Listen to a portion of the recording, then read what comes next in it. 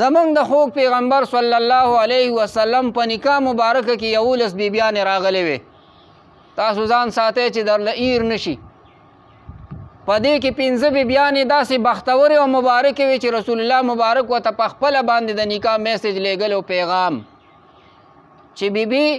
که زه تاسو سره نکاح وکړم نو دا نکاح به څنګه وي. 15 بیبیانې مبارکې مونږ ورته خپلې د امت میندې وایو، امهات المؤمنین، چې هغې ته نبی علیه السلام د نکاح پیغام په خپله بذات خود لیږلی او دا خاصیت او خاصه د رسول الله صلی الله علیه وسلم ما په امت کې د بل چا نه ده. ځکه د پیغمبر مبارک بیبي چې دا نو هغه بل انسان او بل بني آدم په نکاح نشي اخیستی. مونږ ورته ځکه ام المؤمنین وایو، د مؤمنانو مور، او مور سره نکاح حرامه ده. نو ام سلمہ رضی الله عنها د نبی علیه الصلاۃ والسلام یو بیبي ده. د دې اولنی خاون دا وفات شو، عدت یې تیر که. د کمې زنانه چې خاون وفات شي فعدتهن 4 اشهر و 10، 4 میاشتې او 10 ورځې د دې پاللی، پرهیز به کوي، دا به کور کې باپرده باقاعدګۍ سره ناستی. په دې مسله باندې ساینسي لس تحقیقات دي. د نن زمانې د دور ساینس په تحقیق کړی دی چې په دې کې څه وجه ده چې اسلام او قرآن کریم د یوې زنانه خاون وفات شي بیوه عورت، او دا به په دې کور کې 10 ورځې او 4 میاشتې تیری. د دې څه داسې یو خاص راز دی پکې، یو وجه ده پکې. لنډ به درته دا ووایم چې د دې زنانه طهر او پاکي او د دې په ګېډه باندې چې حمل وي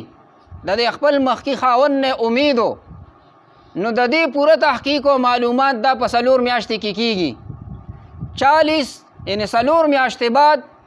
او 10 ورځې که دا بیا بل خاون په نکاح اخلي نو دا اخیستی شي. بس دا مې درته یو اسانه وجه پکې ووایي، 9 وجوهات نور هم دي، خو بحث رانه اوږدې شو. ما دې ته ووایي مختصرې خبرې کوو. دا بیبي مبارکه ډېره زیاته عزتناکه وه چې کله عدت پوره شو نو د خپل سخر بابا نه اجازت اخیستو چې زه لږ پلار کره ځمه. مور پلار راته یاد شوي دي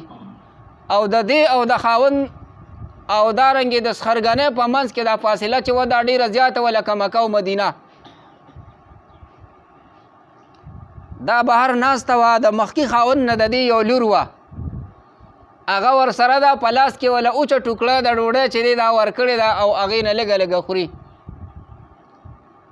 د خپل خاوند په فراق او په جدایۍ کې دا ټول عدت تیر که، بلکې کال د دې شوی و، خو سخر کور د طرف نه ورته اجازت نه میلاوېده چې ته پلار کره یا مور کره لاړه شي. انسان د زړه باندې راوورېږي. مور او پلار خو قسم دی ډېر زیات خواږی. ګورې ښه دا دومره دروند سوری دی د انسان په سر باندې،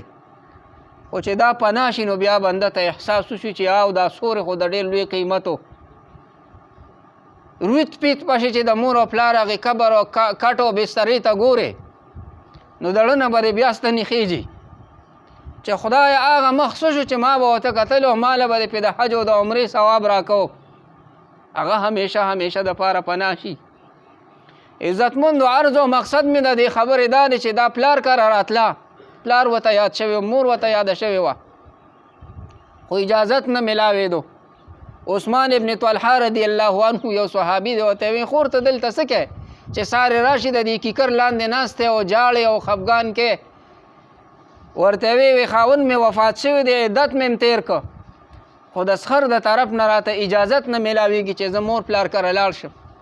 دایي په کورنو کې ډېرې غټې غټې مسلې دي، موږ له فتوې راشي که نه چاله بند نه ورځي. الله دې زمونږ کورونه په دین آباد کې امین ووایي. معززو سامعینو، عثمان ابن طلحه رضی الله عنه راغی او د دې هغه سخرګنۍ ته ډېر سخت او بد الفاظ ووایي چې تاسو ډېر بې خونده خلک یې، دا خو یو زنانه ذات دی، زړه لري، مور پلار ورته یاد شوي دی، ولې ورته اجازت نه کوئ؟ هغې ورته ووایي که ته بوځې بویه او کني زمونږ د طرف نه د دې د بوتلو څه بندوبست چې دی دا نشته. دا بیبي را روانه ده اوښې وله ورکړه په سباله بیا حضرت عثمان ابن طلحه رضی الله عنه مخې له ورغوي خور چېرته روانه شوې وی پلار کره زما وی څوک دي در سره دا خو ډېر لوی سفر دی چې ته یوازې کې په لاره کې هر څنګه حالات راتلی شي یو مې دا وړه لور ده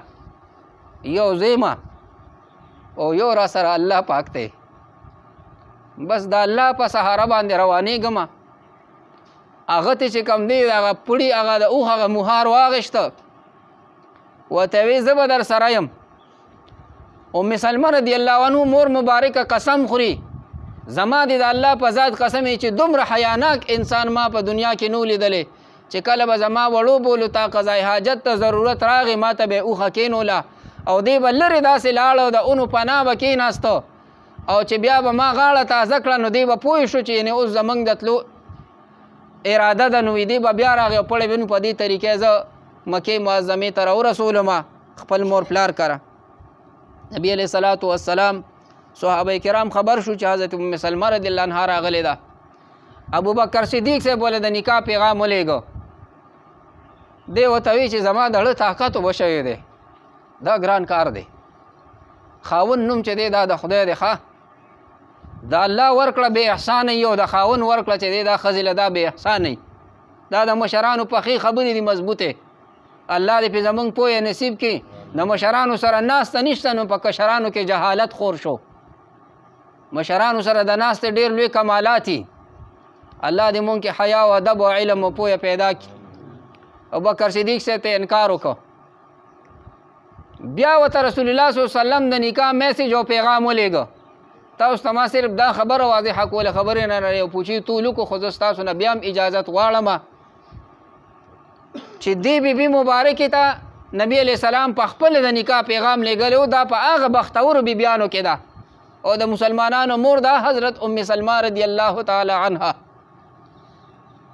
نبی علیہ السلام چې ورته د نکاح پیغام ولیږه نو هغې ته مبارک ته انکار وکړه وی موږ ښځې او خاوند د یو بل سره واده کړې وه ما ورته وی خپل خاوند ته ابو سلمه ته که چېرې زه مخکې وفات شم نو ته به بل خاون په نکاح باندې نالې او هغه راته وی که ته مخکې وفاته شوې زه به بله ښځه په نکاح باندې وانلم موږ یو بل سره یو عهد کړی دی یو لوظم کړی دی عهد و پیمان شوی دی نبی علیه صلات وسلام نه الله ډېر لوی علوم ورکړي ورته وی دا خو ټیک ته تاسو د یو بل سره واده کړی وه که هر یو مخکې وفات شو نو بل به په نکاح باندې څوک نالي ولې تا ته نبی علیه السلام دا نه ویلې که زما نه راته بهتر خاوند هسبنډ میلاویږي نو هغه بیا اغېشتی شي چې خیال دې ساتي نو بکر صدیق صاحب ورته وایي چې د رسول الله صلی الله علیه وسلم نه په کائناتو کې څوک ښه شته چې دې مبارک دې په نکاح علي عرض و مقصد مې را دې خبرې دا و چې دې ته نبی علیه السلام بذات خود دا سیرت سیریز کې یو ډېره جوره موضوع ده په خپله ورته د نکاح پیغام ولیږه هغې اکسپټ که پیغام یې قبول که او د هغې نه بعد چې کوم دی د نبی علیه السلام په نکاح کې راله د امت زنانو ته 18 مسائل د ام سلمه رضی الله عنها نه پاتې دي یو مسله ته ذکر کوم او دعا کوو وړه غوندې مسله ده د دې مبارکې د سر دا ویښته چې دی دا ډېر زیات لوی و دا بعضې زنانۍ دا ویښته چې دی دا په جسم کې نیم حسن دی دا ډېر زیات ګوري او لوی ما لاهور کې جامع اشرفیې نه چې پی ایچ ډي کوله موږ به داسې بعضې وخت 10 بجو له چایو له راکوشو نو احادیثو کې موږ تخصص کو یو زنانه به داسې د هغه هوټل مخې ته تېرېده دومره لویه کمسی وه چې بلې زنانه به ورپسې په بیګ کې وړه هغې وله نوکره نیولې وه دا یي د بعضې خلکو ویښته لوی ما په خپل آنکو دی که لیدلي او د چا واړي او د چا څنګه د چا څنګه د دې دا ویښته ډېر زیات لوی و شریعت کې چې کوم دی دا شرم نشته د نبی علیه السلام نه تپوس کوي که د یوې زنانه پاکي راشي د مینسز نه خپله ماهواري چې او د دې دا نور جسم پاکو او د ویښتو دا کمسی چې دی دام پاکوه دې ته زفیر وایي په عربی کې هل تنقض زفیرتها ام لا یا رسول الله صلی الله علیه وسلم آیا دا به دا کمسی سپړي او بیا به دوباره نغاړي او ورولي به نبی علیه صلات وسلام ورته وفرمیل که د سر ویښتې پاکو او نور جسم یې پاکو صرف دغه بشري ضروري تقاضا نه غسل کولو نو دا خپله کمزی د به حال وساتي دا د سپړي نه او په سر باندې د اوبه واچي د ویښتو دا منډان لمدول چې کم دی نو دا فرض دی او په ټول جسم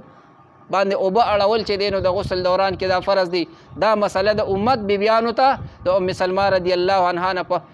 بس زه سره په دې ځای خپل بیان ختم کړم. تاسو ته ما ووایي دا موضوع ډېره ژوره ده، علمي بیان دا خوند کوي، خو چې وخت انسان سره وي او دا کلی ډېر لوی شو. اوس موږ د مصباح صاحب د دعا که ناظم صاحب دی هلته هم ناستو، دا دعا ده یا نور داسې ضروریات نو مختصر پکاري چې څوک تنګ هم نشي. ما والد صاحب دی الله د خاورو سره وبخي، ناظم صاحب ما ته اوس ما ته بچیه چې چېرته هم لاړ شي نو لږ بیان کوه مختصر او د وخت مطابق کوه. د هغه په هغې وصیت باندې الحمدلله زما عمل دی. چرم داسې بیان ما چېرته نه دی کړی چې په خلکو تنګي راولي او حبس راولي، بیا خلک تنګ نظري کوي. الله دې زموږ په حال رحم وفرمایي.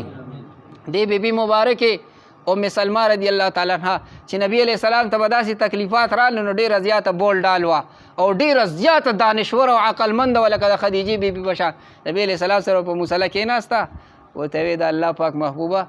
چرې داسې نه ده دا خبره. دومره ډاډ او حوصلې به نبی علیہ السلام ته ورکړه چې هغه کومه پریشاني به راغلې وه هغه به د رسول الله صلی الله علیه وسلم نه هېره شوه او په مزاج مبارک کې به نشاط او خوشطبي چې کوم دی نو دا راغله. ډېرې لوی حوصلې نبی علیہ السلام له ورکړي دي. په دې کې هم د امت بیبیانو ته دا یو تعلیم دی چې خپلو خاوندانو ته خپل هسبینډ ته دی یو تسلی آمیز کلمات وایي، نه داسې کلمات چې په هغې د خاوند په مزاج کې خرابي راشي. داسې الفاظ به زنانه استعمالوي چې د هغې الفاظو په استعمال سره د خاوند په مزاج کې خوش مزاجي راشي، نه داسې چې هغه سخت مزاجه جوړ شي. وآخر دعوانا ان الحمد لله رب العالمین.